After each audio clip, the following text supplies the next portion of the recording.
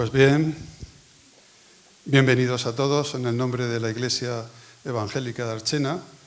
Muchas gracias por vuestra asistencia a esta charla coloquio que forma parte de una serie de conferencias. Esta sería la tercera y que concluirá pues con 2 charlas más que tendrán lugar en la Capilla Evangélica de Archena, aunque en otro horario, a las 9 de la noche. Estas conferencias son el primer acto de una serie de actuaciones que llevaremos a cabo con motivo del centenario de la Iglesia Evangélica aquí en este pueblo. Y formamos parte de las familias de Archena y de su historia.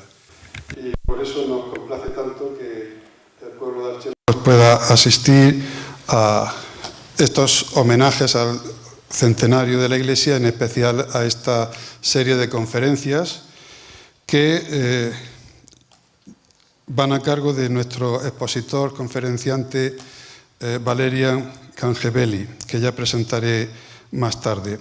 Agradecer también la presencia de las autoridades, Isabel María, concejala de Educación, Cultura, Tradiciones y Patrimonio Artístico. Muchas gracias.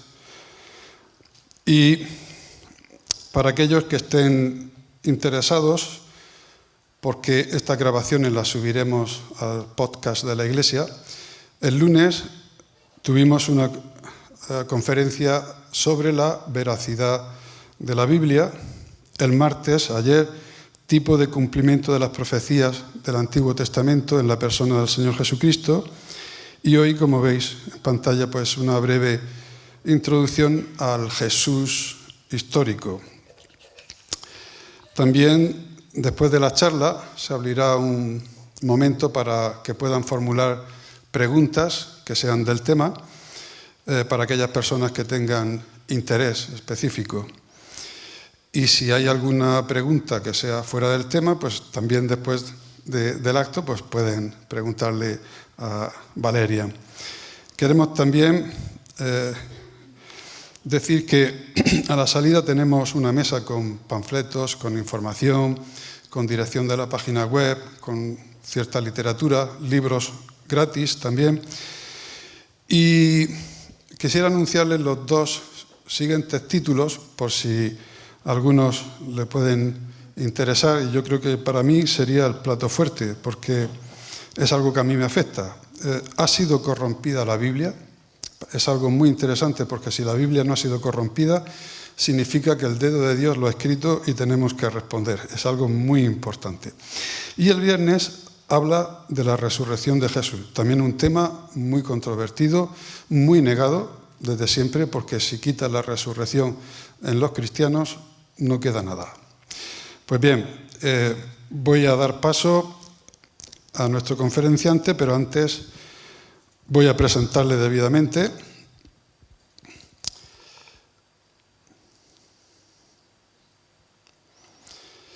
Valerian es originario de Georgia y entregó su vida a Jesús con 18 años, tras haber pasado 4 años de una búsqueda intensa del sentido verdadero de la vida.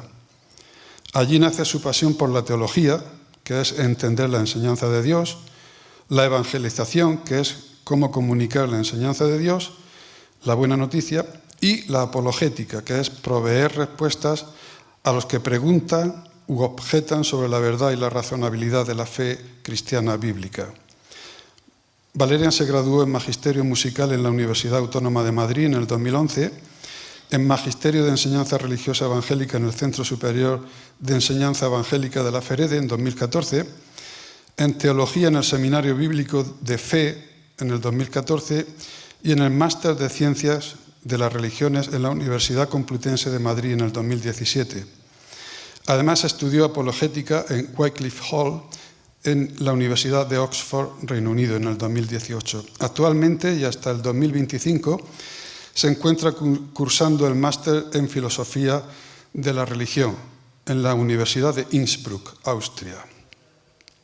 Actualmente se dedica a la docencia de la enseñanza religiosa evangélica en las escuelas españolas y le apasiona hablar de Jesús y responder a preguntas de estudiantes universitarios sobre la veracidad del cristianismo.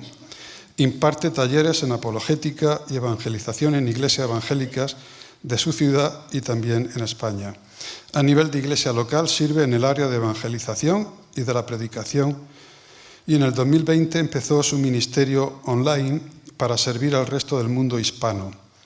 Como parte de este ministerio, crea en el 2022 el proyecto EAE, Proyecto de Asesoramiento y Formación de Evangelistas, Apologetas y Educadores Cristianos Evangélicos.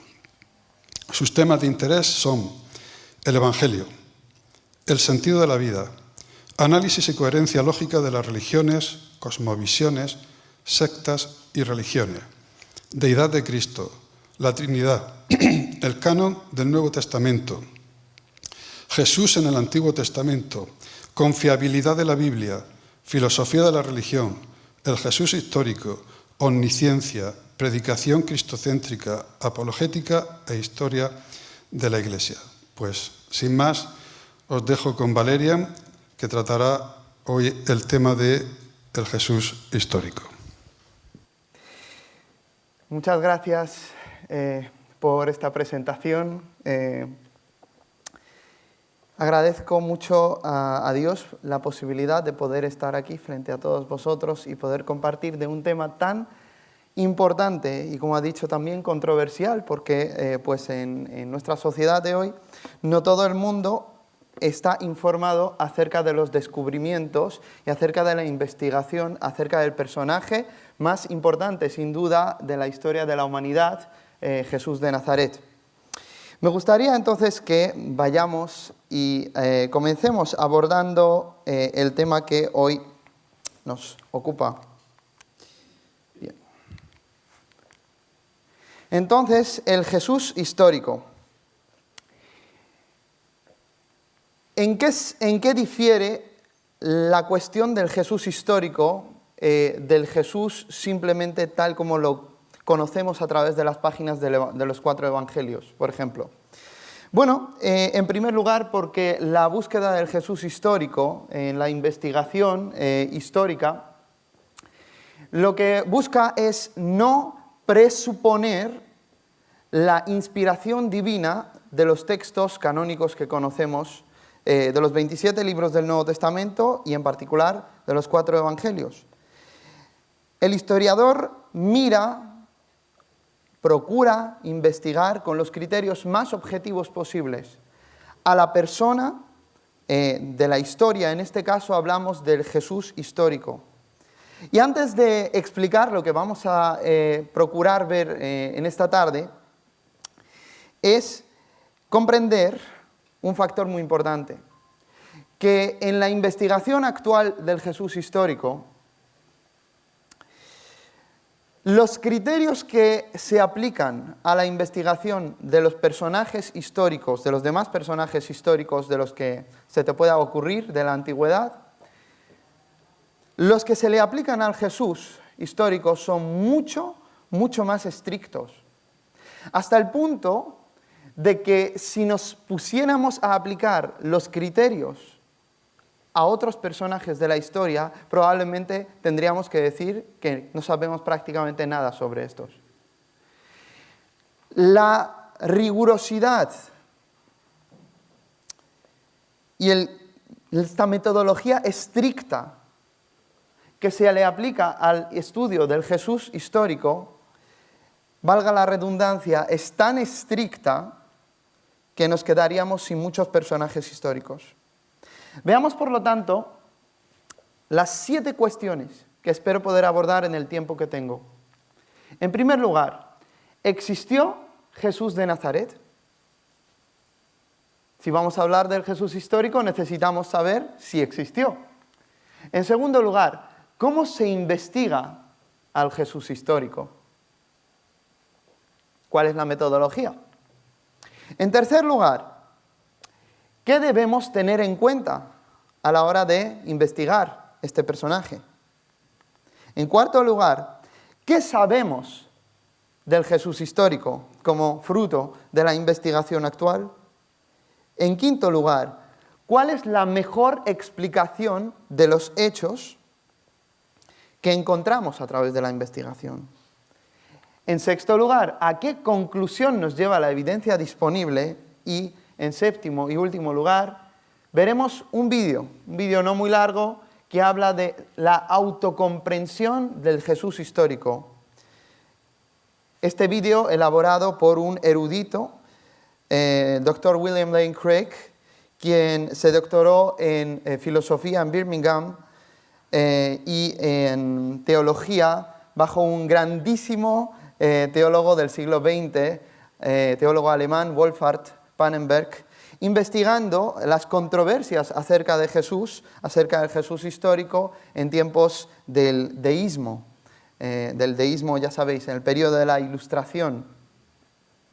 Entonces, es de sumo interés conocer desde la perspectiva histórica cuál es la autocomprensión, es decir, qué pensaba Jesús de sí mismo, qué pensaba quién él era. Empecemos pues con la primera pregunta: ¿existió Jesús de Nazaret? La respuesta más breve que podemos dar en esta tarde es sí. Efectivamente, Jesús existió más allá de cualquier duda razonable. ¿Qué quiere decir esto? Bueno, si tienes dudas que son irrazonables, irracionales, que a menudo ocurre cuando una persona intenta justificar un punto de vista previo que tenía y forzar la evidencia o ir en contra de esta, que es peor todavía, para llegar a una conclusión opuesta. Pero lo que os estoy diciendo acerca de que sí existe más allá de cualquier duda razonable no es fruto de mis convicciones sencillamente, sino es el fruto de la investigación de historiadores especializados en la historia de la antigüedad en el periodo que se conoce como judaísmo del Segundo Templo, y asimismo una persona que haya estudiado al Jesús histórico, que haya estudiado, como digo, historia antigua, que se haya dedicado al campo del judaísmo y cristianismo en el mundo greco-romano, sabe perfectamente que la afirmación primera que tenéis ahora mismo proyectada es totalmente cierta. Cualquier persona especializada. Un ejemplo de esto siguiente es que hay enormes problemas metodológicos para el mitista. ¿Quién es el mitista? El que cree que no ha sido real la existencia de este personaje, que es fruto, pues, de que hay vestigios de que existió, pero se inclinan a creer que no existió por A o por B. Os sorprendería saber que prácticamente de todos los eruditos que podamos contabilizar, que hayan escrito sobre Jesús histórico, que hayan escrito sobre Jesús, por todo el mundo, creyentes, no creyentes, eruditos que puedan ser budistas, ateos, agnósticos, cristianos, de la ideología que sean, del pensamiento que sean, todos te van a decir sí existió más allá de cualquier duda razonable, y entre estos te vas a encontrar un porcentaje ínfimo de especialistas que dicen que no existió. Pero estos son conscientes de que al hacer tal afirmación se meten en un berenjenal tan grande que se tienen que cargar a otros personajes históricos si son consistentes en la aplicación de los criterios y de la metodología. Entonces, es sumamente interesante saber esto, que prácticamente no hay especialistas en el mundo que digan que Jesús no existió. Bien, entonces, cuando tú te preparas para ser un especialista en la historia de la antigüedad, en el Jesús histórico, etcétera, etcétera, dos obras que no puedes dejar de consultar, que no puedes dejar de leer, son las que tenéis en la foto en la pantalla. The Cambridge Ancient History y The Oxford Classical Dictionary. Ambos coinciden totalmente en que Jesús existió, y no solamente en que existió, sino además en otros muchos hechos históricos que vamos a ver en esta tarde, y que es de nuestro sumo interés. Veamos cómo se investiga acerca del Jesús histórico. Bien, esta investigación comienza desde hace mucho tiempo. Comienza desde el tiempo de la Ilustración, cuando por A o por B empiezan a ponerse en duda muchísimas cosas de las que sabíamos y se levanta un escepticismo acerca del cristianismo, a veces con mucha razón por todas las cosas que han sucedido en la historia, y uno se pregunta, si ha habido corrupción en esto y en aquello, ¿hasta dónde llegará? ¿Tocará, rozará la Biblia también la corrupción que ha habido en el cristianismo histórico, en las iglesias tradicionales? Y bien, lo interesante es que los investigadores de aquel entonces lo que no poseían es lo que nosotros sí poseemos hoy en día, y es la metodología histórica. Ellos tenían sus propias maneras de investigar que se caracterizaban por una serie de presuposiciones filosóficas que lo que hacían realmente es limitar el alcance de lo que podían llegar a descubrir. No obstante, cuando ya llegamos al siglo XX y tenemos las búsquedas anteriores del Jesús histórico no han dado mucho fruto, como digo, por las presuposiciones filosóficas con las que se abordaban, llega lo que hoy en día es la tercera búsqueda del Jesús histórico, que en inglés se conoce como The Third Quest. Esta búsqueda se caracteriza por situar a Jesús dentro de su contexto socio-histórico. Ojo, cosa que no se hacía antes. Cosa que nunca se consideraba, paradójicamente, en 400 años anteriores, a la hora de querer saber quién es Jesús. ¿Qué sabemos acerca del Jesús de la historia?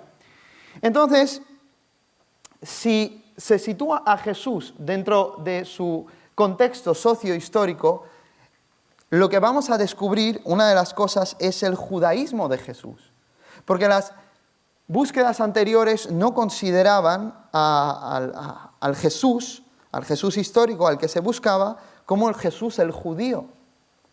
Cosa que ayudaría a explicar y ayudaría a entender tantas cosas que se han levantado a lo largo de la historia de la búsqueda del Jesús histórico, que ahora mismo esta búsqueda, The Third Quest, no es una búsqueda infructífera, todo lo contrario. Lo que sabemos hoy acerca del Jesús histórico es de suma importancia para nuestra civilización, para la búsqueda de la verdad. Como podéis ver, el descubrimiento de los rollos del Mar Muerto en 1946 al 47, en Qumrán, una ciudad de Israel, cerca del desierto del Negev, ha contribuido a conocer mejor el judaísmo de los tiempos de Jesús. Ahí se han descubierto textos en hebreo, en griego, en arameo, parte de los cuales era la práctica totalidad de todos los libros del Antiguo Testamento. Y se han encontrado otros libros, otra literatura, que habían puesto por escrito lo que se conoce como la comunidad del Qumrán, un grupo de personas parecidos al grupo conocido como los esenios, pero los eruditos consideran que era un grupo diferente. El caso es que ellos ponen por escrito ese montón de libros, ese montón de cosas que para ellos eran documentos importantes y de interés, y bueno, con la caída de Jerusalén, con la llegada del año 70, ellos llegan a meter todo esto en unas cuevas que, por casualidad o por causalidad, en la providencia divina, se descubren en el siglo XX, en la era del escepticismo mayor, ¿no? Y se descubren y nos aseguran de un montón de cosas en las que previamente podíamos llegar a dudar. Como por ejemplo, de que el Antiguo Testamento que hoy poseemos efectivamente existió entonces y que no fue tergiversado respecto de los manuscritos del siglo X después de Cristo. Una de esas cosas tan interesantes e importantes. Pero es que además, gracias a los textos que se hallan en Qumrán, se puede descubrir un montón, realmente un montón de cosas acerca de los 4 evangelios. Se puede entender muchísimo mejor el contexto en el que Jesús está hablando, en el que Juan el Bautista está hablando, y que muchas cosas que podrían decirse que son como, bueno, esto no puede ser histórico, esto no ha podido suceder. Bueno, gracias a los rollos del Mar Muerto vemos que no es así.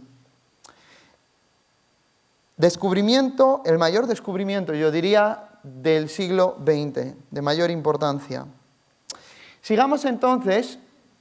Bien, lo que quería decir aquí también, casi se me olvida, es que este descubrimiento es fundamental y gracias al cual arranca la tercera búsqueda del Jesús histórico. Esto es importantísimo, porque gracias a todo lo que aprendemos a través de la investigación de los rollos del Mar Muerto, pues ¿qué creéis? Pues ahora, al saber muchísimo más, debemos volver a analizar, repensar todo.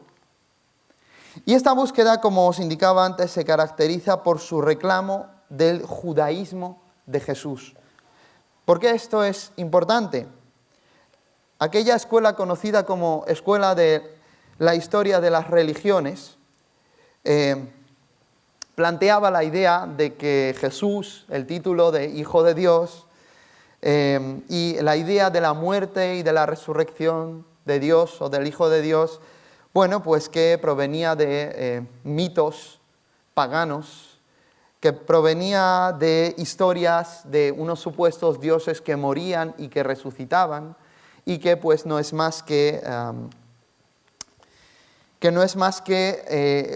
una especie de no solo paralelo, sino de fruto de esa cultura pagana que influye en los escritores de los evangelios, que encima uno diría escriben en griego, y bueno, pues nos están planteando la imagen de un dios como un hijo de Zeus y cosas así.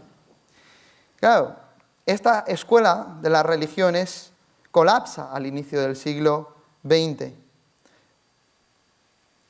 Está totalmente fuera de la línea de lo que es el judaísmo de Jesús y de sus apóstoles y de los primeros cristianos de la iglesia de Jerusalén. A un judío jamás en la vida se le ocurriría poner la atención o adorar a alguien que pues, pretendiera ser un hijo de Dios en un sentido pagano. Más bien, lo que se descubre es que cuando se utiliza el término Hijo de Dios, cuando se habla de la muerte y de la resurrección de Jesús, no se está hablando de algo ajeno al judaísmo. La esperanza de la resurrección existía como una resurrección futura, escatológica, que tendría que suceder, y por lo tanto no es completamente ajena al pensamiento judío. Un erudito que se llama N.T. Wright, destacadísimo teólogo e historiador del Jesús histórico, él ha investigado de dónde podría venir la idea, por ejemplo, de la resurrección de Jesús, y termina descubriendo, ¿no? Termina descubriendo que ni del paganismo griego, por ejemplo, ni del judaísmo como tal, porque el judaísmo tiene la idea de la resurrección futura que acabo de indicar, pero no explica a un Mesías que tenía que morir en esa forma y que iba a resucitar como un individuo. Entonces, lo que descubre es que aunque el background está en el judaísmo, la idea de la resurrección no se podía haber fabricado achacada al personaje de Jesús, precisamente porque la idea de un Mesías que moría de esa forma y que resucitaba estaba ausente en el conjunto de creencias del judaísmo del siglo I. Por lo tanto, y esa es un punto muy importante a considerar, la resurrección de Jesús tenía que haber surgido de los propios seguidores de Jesús. Y esto es un indicativo para lo que veremos más adelante. Sigamos, el estudio se aborda desde una perspectiva interdisciplinar. Lo que caracteriza al Third Quest es que no solamente participan un tipo de especialistas, sino tenemos pues sociólogos, arqueólogos, en fin, historiadores, muchas otras personas que tienen que estudiar, por ejemplo, la botánica de Israel y un montón de cosas, los caminos, si lo que se está diciendo ahí se corresponde con la geografía, ¿sí? Para conocer la plausibilidad del relato frente al que nos encontramos. Veamos los criterios de autenticidad, entonces, ¿no? Que es nuestro siguiente punto. Bien, los criterios de autenticidad son distintos métodos para demostrar la verosimilitud histórica y la probabilidad de un acontecimiento. Cuando se trata del estudio del Jesús histórico, si un dicho de Jesús o un acontecimiento de los evangelios cumple uno o más de estos criterios, aumenta la credibilidad del acontecimiento en cuestión. Veamos algunos de los criterios principales. Básicamente, para que sepáis la seriedad y el rigor con el que se aborda este estudio, veamos por lo menos qué tipo de criterios son los que los especialistas han aplicado. Criterio de disimilitud, os lo leo. Si se demuestra que un dicho o hecho del Evangelio no proviene del judaísmo ni de la iglesia primitiva, necesariamente tiene que provenir del Jesús mismo. Criterio de disimilitud. 2. Criterio de atestación o de testimonio múltiple. Tiene más valor un dicho o hecho atestiguado en varias fuentes y en formas diversas.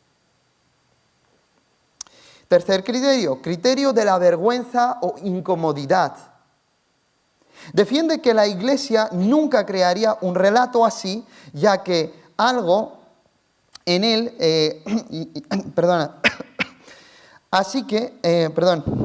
nunca crearía un relato así, ya que algo en él sería una vergüenza para la Iglesia. Es decir, no conviene a una Iglesia pues que quiere exaltar a Jesús ese tipo de elementos, ese tipo de relatos, y eso es lo que es uno de los indicativos de que aquel dicho o hecho frente al que nos encontramos en los relatos de los evangelios, pues es precisamente histórico, de manera que no se podía haber omitido porque se sabía que era verdad. Número 4, criterio de plausibilidad histórica. Aquella información sobre Jesús que es plausible en el contexto judío y permite comprender el génesis del cristianismo primitivo. Puede ser histórica. 5. Criterio de coherencia. ¿Qué es esto? Afirma que todo lo que encaje o sea coherente con lo que otro criterio deja entrever también podría ser auténtico. Hay algunos criterios que podríamos llamar secundarios, derivados. El primero, criterio de huellas del arameo, presentes en los textos. Si presenta un arameísmo este texto, muy probablemente se remonte al Jesús histórico o a los dichos históricos, porque incluso conserva, es decir, estaba tan claro que se dijo esta palabra de esta forma que convenía ponerlo en el texto, porque todo el mundo pues sabía que esto era así, aquellos que fueron testigos oculares. Criterio del ambiente palestino, es decir, que lo que se dice ahí pues se ajuste a lo que conocemos, como decía, de la botánica, de la geografía y de demás cuestiones que se puedan investigar en coherencia con el ambiente palestino. Criterio de viveza narrativa, también criterio de las tendencias evolutivas de la tradición sinóptica. Los sinópticos, ya sabéis, es el Evangelio de Mateo, Marcos y Lucas, los evangelios sinópticos. Y criterio de presunción histórica. Sigamos. Ahora necesitamos abordar qué es la teoría de las dos fuentes, ¿vale?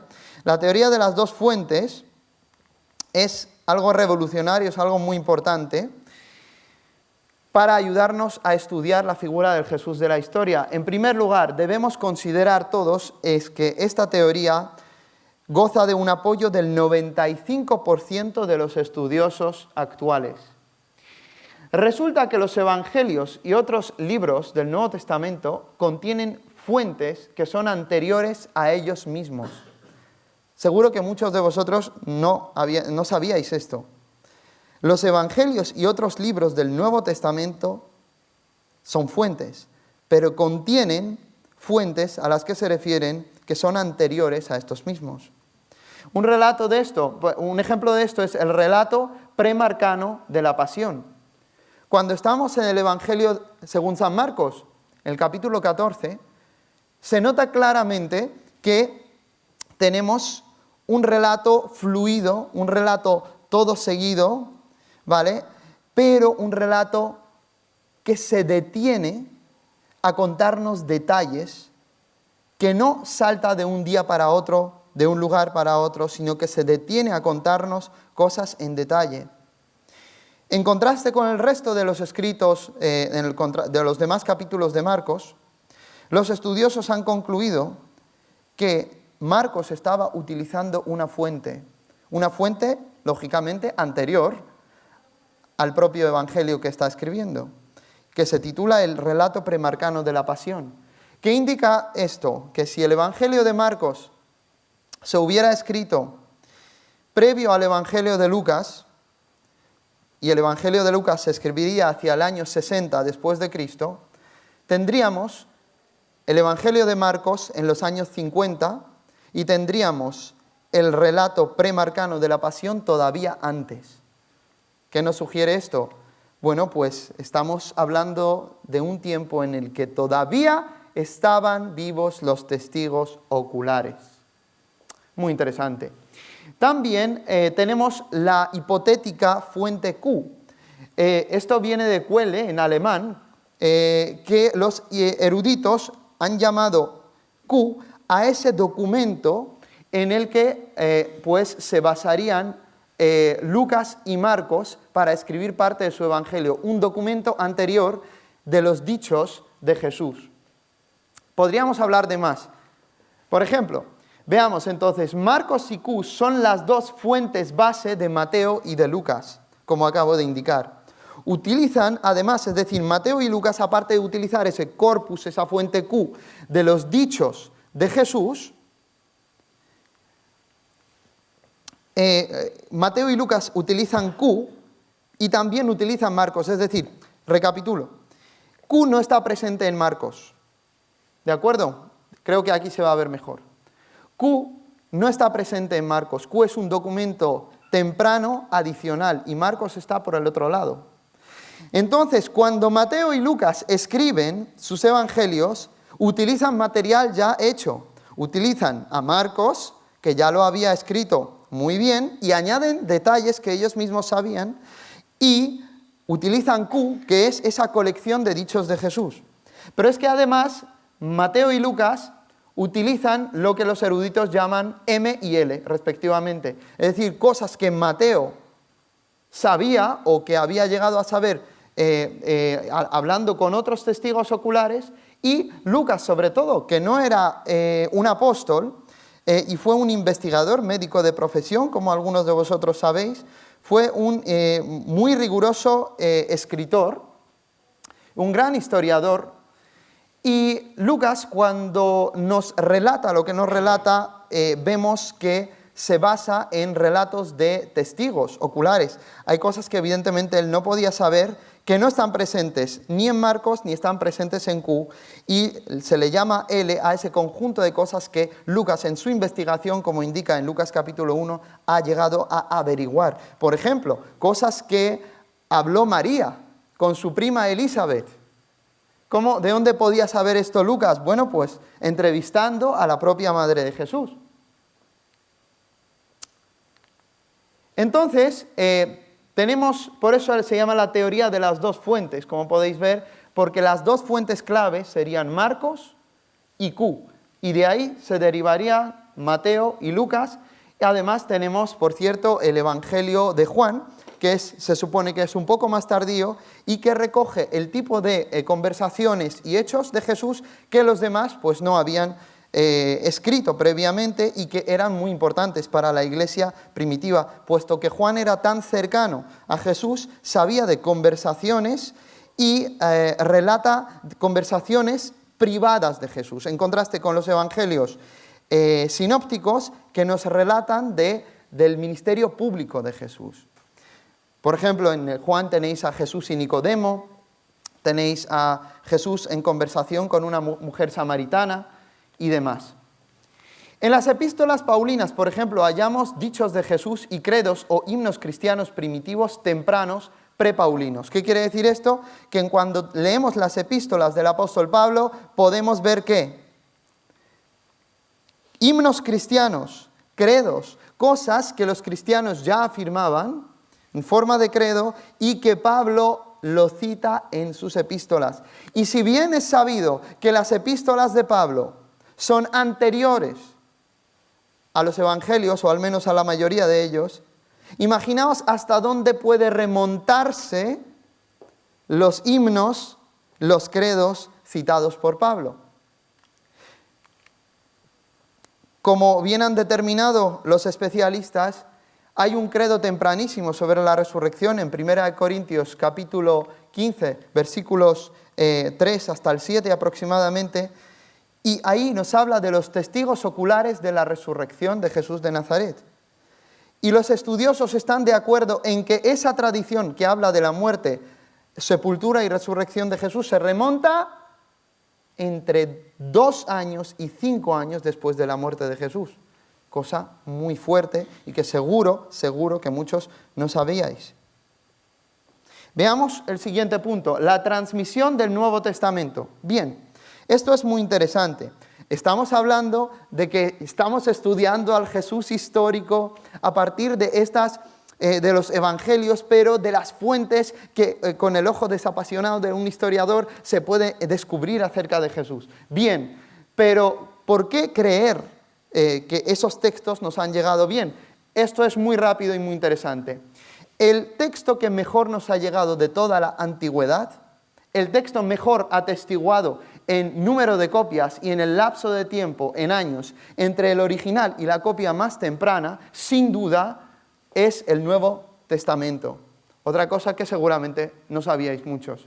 Para mí esto fue una sorpresa la primera vez que leí. No me lo esperaba.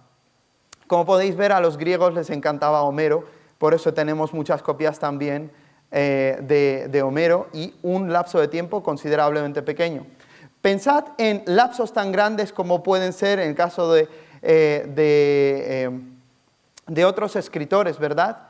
500 años, 950 años, 850, 1360, 1757. 400. Entonces, ¿cómo podéis ver el intervalo de tiempo que hay entre el original y la copia más temprana que poseemos de estos escritores? Es muy grande. No obstante, los historiadores de la antigüedad no tienen problema en estudiar esto. Y no dicen, no, porque ha pasado mucho tiempo desde el original hasta la copia más antigua, tenemos que descartarlo, no podemos saber nada sobre estas personas. Dejemos de estudiar entonces las ideas de Platón, ¿no? En bachillerato. Dejemos de estudiar. No vamos a hacer esto. ¿Por qué? Porque está dentro de lo razonable. No hay ninguna razón para dudar de que estos textos nos han llegado bien. Y fijaos que el número de copias tampoco es que sea muy grande. Pero es que cuando hablamos del Nuevo Testamento, hablamos de más de 5.800 copias y en un lapso tan pequeño como puede ser, en el caso del Evangelio de Juan, de 40 años. Es decir, en el siglo mismo, segundo después de Cristo, podemos encontrar texto, un fragmento del Evangelio de Juan. Tenemos del siglo segundo y tercero después de Cristo una serie de manuscritos en papiros que se han encontrado. Y tenemos en el siglo IV, año 350, el Nuevo Testamento en el griego original más temprano, completo, que se llama Codex Sinaiticus. Entonces, realmente la comparación en el lapso siempre es más pequeña que como podéis ver en el caso de otras obras de otros escritores de la antigüedad. Sigamos. ¿Qué debemos tener en cuenta? Esto es muy rápido. Debemos tener en cuenta que el escepticismo profundo, ¿sí?, aquellos que son anti y aquellos que son demasiado pro la apologética cristiana, son posturas minoritarias en la erudición profesional. Un estudioso de Australia, John Dixon, doctor John Dixon, indica que hay un 10% de defensores entre los eruditos y hay un 10% de escépticos que tienen esa agenda, ¿no?, de promover el escepticismo sobre Jesús. No obstante, dice, yo os voy a hablar acerca del resto, acerca del 80%. Y esto es lo que pues, los historiadores profesionales, en lo que ellos trabajan y en la investigación a la que se dedican. 2. Las fuentes no cristianas proporcionan un esquema básico de la vida de Jesús. Esto es muy importante, que no solamente está en fuentes que llegan a ser canónicas, ¿no?, sino podemos encontrar acerca de Jesús en otras fuentes, no cristianas, como vamos a ver hoy más adelante. Siguiente, el Nuevo Testamento es el texto mejor testimoniado de la Antigüedad clásica, ya lo acabamos de ver, ¿cierto? 4, el Nuevo Testamento ofrece evidencias tempranas de Jesús. Esto hoy en día ya es innegable en la erudición. 5, la tradición oral salva ampliamente la distancia entre Jesús y el Nuevo Testamento. Entonces, ¿eso qué quiere decir? Que entre, por ejemplo, Marcos, o el relato premarcano, la fuente Q, hasta que se ponen por escrito, evidentemente hay vida. Están los apóstoles, está la predicación apostólica, está la forma en la que ellos comunicaban lo que habían aprendido del maestro y que se comunicaba en esa cultura muy oral, que les era fácil aprender textos de memoria, grandes porciones de textos, y eso está demostrado. Entonces el Nuevo Testamento ofrece evidencias tempranas sobre Jesús y la tradición oral salva ampliamente la distancia entre Jesús y el Nuevo Testamento y, como habéis podido ver, en algunos casos la distancia entre los escritos incluso y los hechos es bastante pequeña. Número 6. El Nuevo Testamento es una colección de fuentes. Es decir, cuando un erudito se acerca a los estudios del Jesús histórico, a él no le interesa pensar que esto es la palabra inspirada y autoritativa de Dios, sino él trata el Nuevo Testamento como cualquier otro libro de la historia que hay que estudiar con el aparato crítico, con la crítica textual, con la crítica de fuentes, crítica de formas y todos los mecanismos que existen a la hora de estudiar pues el Nuevo Testamento y otros libros que uno tenga por objetivo a estudiar. Número 7. La arqueología respalda los relatos de los evangelios sobre Jesús. Eso es muy, muy importante, porque corrobora todo lo que tenemos en la textología, en los textos.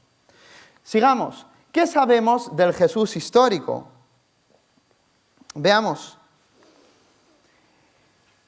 Vamos a ver un poco el testimonio extrabíblico, trama básico del Nuevo Testamento confirmado por fuentes no cristianas. Tenemos 10 fuentes antiguas no cristianas, incluyendo historiadores como Josefo, Tácito, Suetonio, Talo, Plegón. Después tenemos oficiales gubernamentales. Plinio el Joven, el emperador Trajano, emperador Adriano. Otras fuentes también, incluyendo el Talmud judío y el escritor griego Luciano de Samosata. Recopilando sus referencias, obtenemos una historia congruente con el Nuevo Testamento. Ahora estamos hablando de la congruencia entre lo que descubrimos de las fuentes no cristianas y lo que tenemos en las fuentes cristianas. Veamos. A continuación, Jesús vivió durante el tiempo de Tiberio César, lo que descubrimos a partir de las fuentes no cristianas. Él vivió una vida virtuosa, fue obrador de milagros, tuvo un hermano llamado Santiago, que es como lo conocemos en castellano, que es Jacobo, Santiago. 5. Él fue aclamado como Mesías. Él fue crucificado bajo Poncio Pilato. Un eclipse y terremoto ocurrieron cuando él murió. Él fue crucificado en la víspera de la Pascua. Sus discípulos creyeron en él, creyeron que él se levantó de la muerte. Tenemos información de fuentes no cristianas acerca de todas estas cosas que tenéis. Bien, sus discípulos estaban dispuestos a morir por sus creencias. El cristianismo se extendió rápidamente tan lejos como a Roma, capital del Imperio Romano. Sus discípulos negaron los dioses romanos y adoraron a Jesús como Dios. Y fijaos, esto es lo que nos dice el Nuevo Testamento. Bien, ¿qué sabemos del Jesús histórico entonces? Los hechos históricos son los siguientes. Estoy hablando ahora mismo de fruto del Third Quest. Aquello en lo que han convenido, en lo que están de acuerdo la inmensa mayoría de los estudiosos, del 70% hacia adelante. Jesús existió. Fue un judío de Galilea, norte de Israel. Fue un predicador carismático ambulante del siglo I. Eso es lo que podemos saber acerca de él. 4. Tuvo un grupo de seguidores y seguidoras.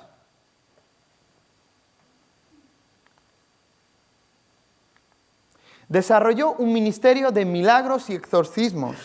Os vais a sorprender, pero los historiadores reconocen, gracias a toda la información y a las fuentes independientes que tenemos entre Q, entre Marcos, entre Mateo, entre Lucas y todo lo demás, todo lo que sabemos de él, de fuentes cristianas y no cristianas, se llega a estas conclusiones. Jesús desarrolló un ministerio de milagros y exorcismos. La gente le conocía como hacedor de milagros. 6. Fue acusado y juzgado por un cargo de blasfemia por el Sanedrín judío en Jerusalén. ¿Por qué? Bueno, porque el sumo sacerdote le preguntó: ¿eres tú el Mesías, el Hijo del Bendito? En el Evangelio de Marcos 14, y Jesús contesta: yo soy.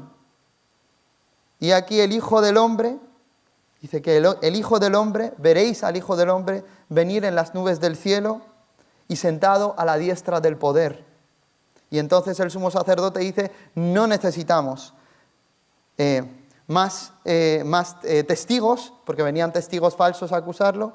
Dice, él se ha acusado a sí mismo, se rompe las vestiduras en señal de indignación y dice: blasfemia. Ese fue el cargo contra Jesús, por pretender ser el Dios en carne, el Hijo de Dios. Fue condenado a muerte bajo el prefecto Poncio Pilato, romano.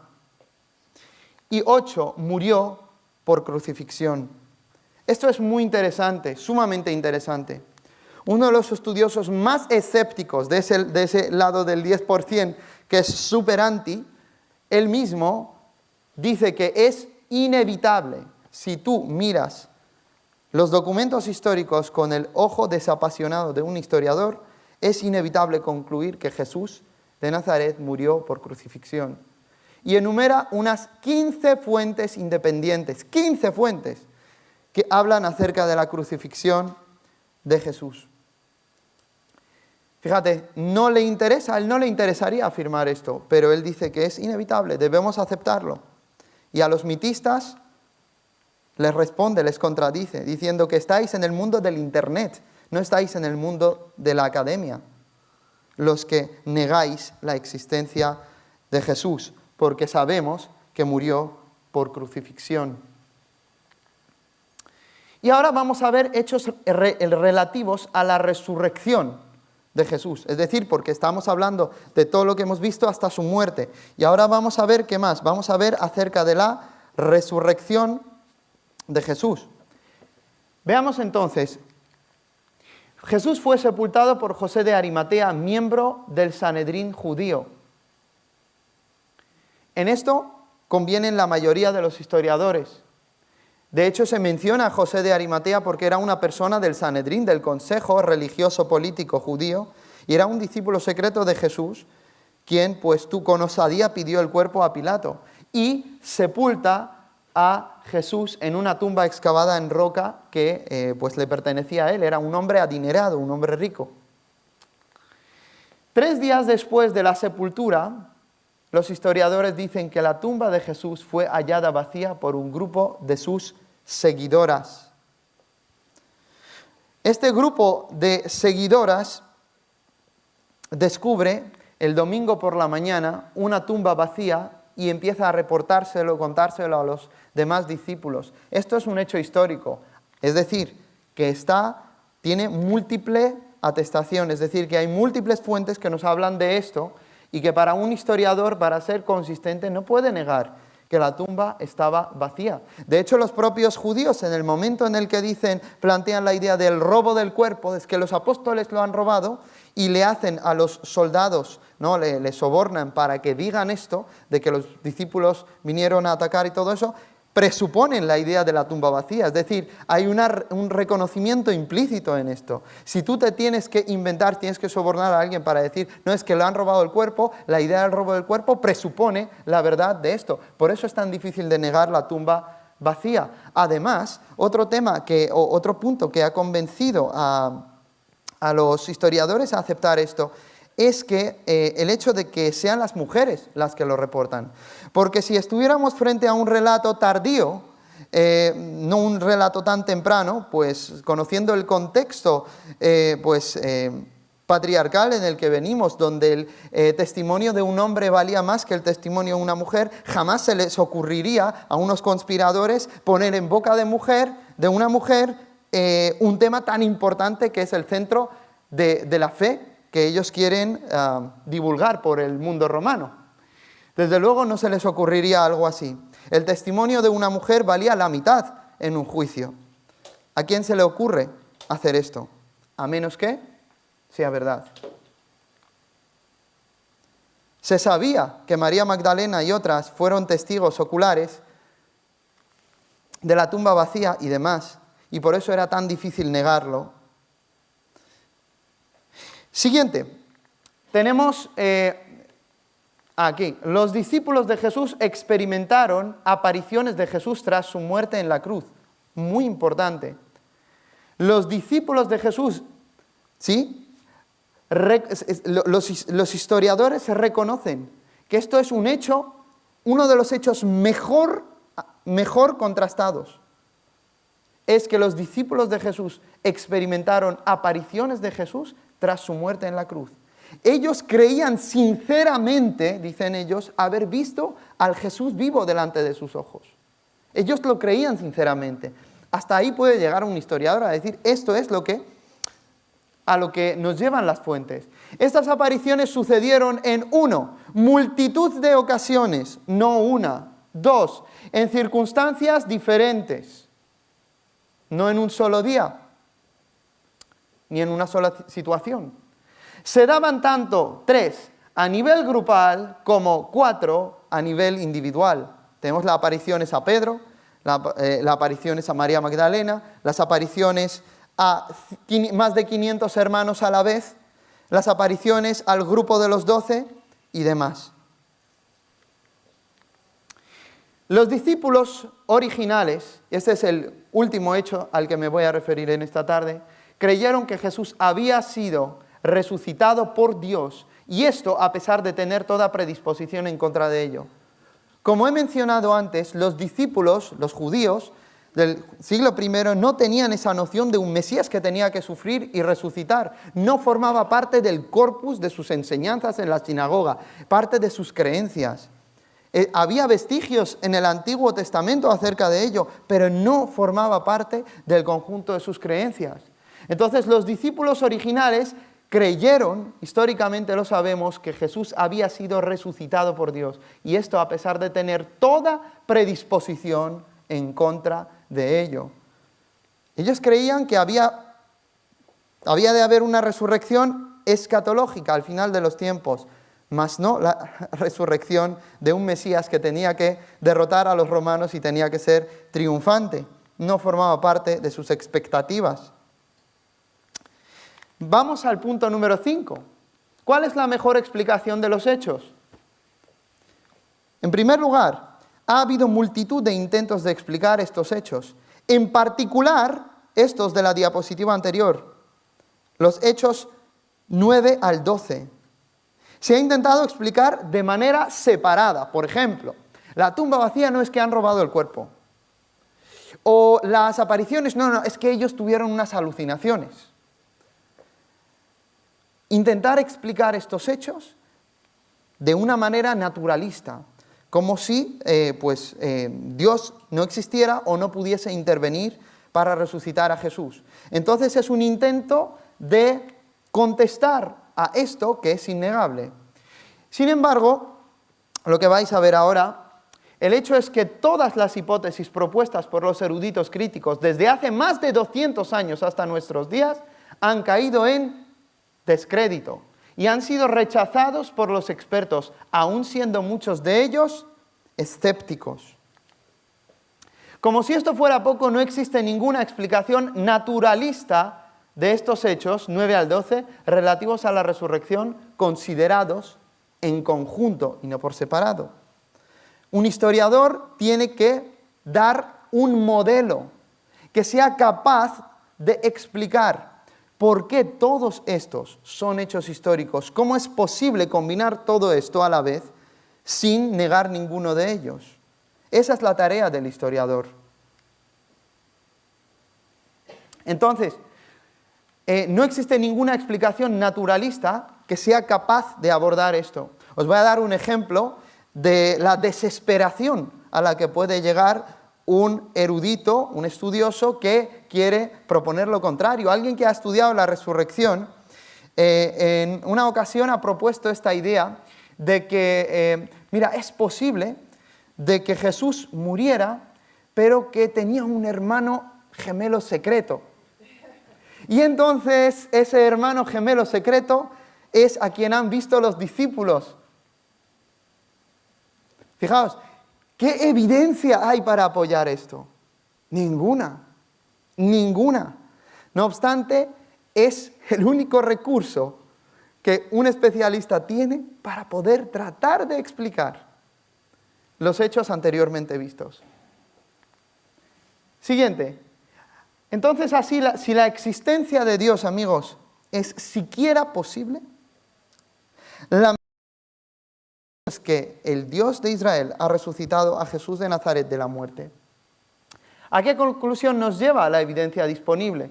El estudio histórico crítico y la arqueología no han hecho más que corroborar las cosas que se afirman en el Nuevo Testamento. Muy importante esto. Segundo, no hay buenas razones